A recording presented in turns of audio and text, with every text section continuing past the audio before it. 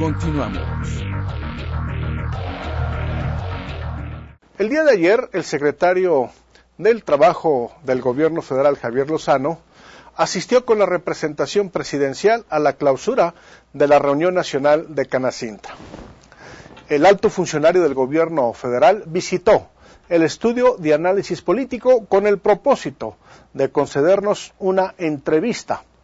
En la conversación hablamos de temas de la coyuntura político-laboral de nuestro país. Hoy le presento la primera parte de esta interesante entrevista. En nuestra edición del día de mañana le ofrezco la segunda y última parte de esta conversación con el secretario del Trabajo. Vamos con la parte inicial. Amigos de Canal 10, nuevamente tenemos la oportunidad de conversar en el estudio de análisis político con un alto funcionario de la administración del presidente Felipe Calderón. Se trata del señor Javier Lozano Alarcón. Él es el secretario del Trabajo. No es, por supuesto, la primera ocasión que tenemos oportunidad de conversar con el secretario Alarcón, y siempre la primera oportunidad que lo presenté, siempre me ha gustado aportar estos datos del secretario del Trabajo.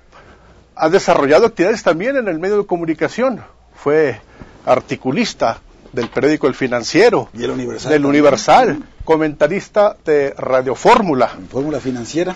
Y también ha sido funcionario en otras administraciones, oficial mayor, subsecretario de la Secretaría de Comunicaciones y Transportes. Correcto. Y es de los pocos funcionarios de esta administración que registran un perfil sumamente interesante, porque también cursó estudios en el Conservatorio Nacional de Música. Y de piano, y sigo tocando el piano. Cuando tengo tiempo los fines de semana, le sigo dando al piano, seguimos estudiando, y es algo que realmente me llena de satisfacción. Y un dato político importante: el secretario Lozano es uno de los personajes muy cercanos del presidente Calderón, a grado tal que en la campaña presidencial el secretario fue miembro del Cuarto de Guerra. Sí, de coordinador del Cuarto de Guerra. Aparte. Sí. Desde todas las mañanas, todos los días, tempranito. Desde antes de las 7 de la mañana estábamos sonando, viendo la agenda, viendo los medios, estableciendo estrategias, midiendo a los contendientes, batallando con Andrés Manuel. Sí. Y haciendo pues todo el diseño de los contenidos que iban a salir en la propaganda, en los spots, en las respuestas, en los debates. Sí, fue una etapa realmente interesante. Muy interesante. Ahora, hay otro dato que también, por supuesto, quiero socializar frente a las cámaras de Canal 10. En la primera oportunidad que tuvimos la conversación con el secretario Lozano, la situación económica era muy diferente a la de hoy. Muy diferente, aunque ya ese último trimestre del año ya venía a la baja el Producto Interno Bruto. Se cayó en octubre, se cayó en noviembre, se cayó en diciembre. El empleo comenzó a declinar de esos 3 meses, pero digamos no habíamos previsto quizás la profundidad o la magnitud de lo que hemos estado viviendo en el 2009. Secretario, ¿la crisis ya tocó fondo en nuestro país? Es muy difícil, digamos, hacer una afirmación de esa naturaleza, porque probablemente podemos ver que en algunos aspectos hay signos de recuperación, pero en otros no. A mí me parece que podemos decir que toca fondo una crisis cuando comenzamos a ver 2 trimestres consecutivos con crecimiento de la economía, con crecimiento en el empleo, con recuperación prácticamente de todos los sectores, cuando haya una expansión del crédito. Entonces a mí me parece que podemos empezar a hablar de que habremos tocado fondo, aunque no haber recuperado el terreno perdido, porque la verdad es que pues sí ha sido muy amplio este proceso, este ciclo, y francamente creo que va a tardar, digamos, todo este segundo semestre en comenzar a ver signos de recuperación. Ya tenemos buenos signos en materia de empleo en junio y julio. Sí. Se crearon más empleos en la economía formal de los que se perdieron. Uh-huh. Vemos que la Bolsa Mexicana de Valores está a los niveles de julio del año pasado. Sí. Vemos que el peso se ha apreciado un 16% respecto del dólar. Vemos algunos de esos signos. La inversión física en infraestructura del gobierno federal fue 85% mayor al mismo periodo del año pasado, los primer semestre del año pasado.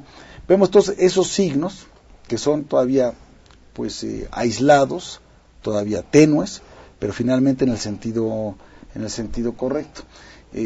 Pero la tasa de desocupación, por ejemplo, de julio, pues es una tasa muy alta, un 6.12%. Y ha preocupado mucho. Ha preocupado mucho, aunque, pues, digo, no es que mal de muchos, consuelo de pocos. Por supuesto. Cuando vemos lo que ha ocurrido en otros países, en el mundo de Estados Unidos, por ejemplo, tiene la tasa del 9.4% en el mismo mes de julio. Canadá, 8.6%. Los países de la OCDE en su conjunto, 8.3%. España 18.1, no, altísimo, y además es utilizando la misma metodología, todos los países utilizan la misma metodología. ¿Por qué la tasa de ocupación en México es menor que en estos países? Por dos razones fundamentales. Yo creo, una es porque en México el ingreso per cápita es menor y la gente tiene menos capacidad de ahorro, no puede darse el lujo de estar mucho tiempo sin trabajar. Entonces de inmediato sale a buscar otra cosa y lo que encuentre lo toma con tal de seguir llevando el pan a su casa. O bien, porque en otros países hay seguro de desempleo y aquí no lo tenemos. Pero la segunda razón es porque el programa contracíclico del presidente Calderón ha funcionado. El programa de empleo temporal, el de paros técnicos y el Servicio Nacional de Empleo en su conjunto le han dado un ingreso económico a más de 1.400.000 personas en lo que va del año. Son 1.400.000 personas que de no haber recibido estos apoyos o para quedarse en su empleo o para tener una beca de capacitación o un empleo que le consigamos o un proyecto que apoyemos, ese 1.400.000 personas estarían presionando en el mercado laboral por encontrar una ocupación, y entonces la tasa de desocupación en lugar de ser 6 puntos sería el 10%. Elevadísima. Entonces, sí, porque estás hablando que si hoy tenemos 2.800.000 personas buscando empleo sin encontrarlo, pues lo sumaríamos 1,5 millones más. Realmente, este programa ha tenido sus efectos, aunque no es para salir de la crisis, sino para aminorar o atenuar los efectos negativos.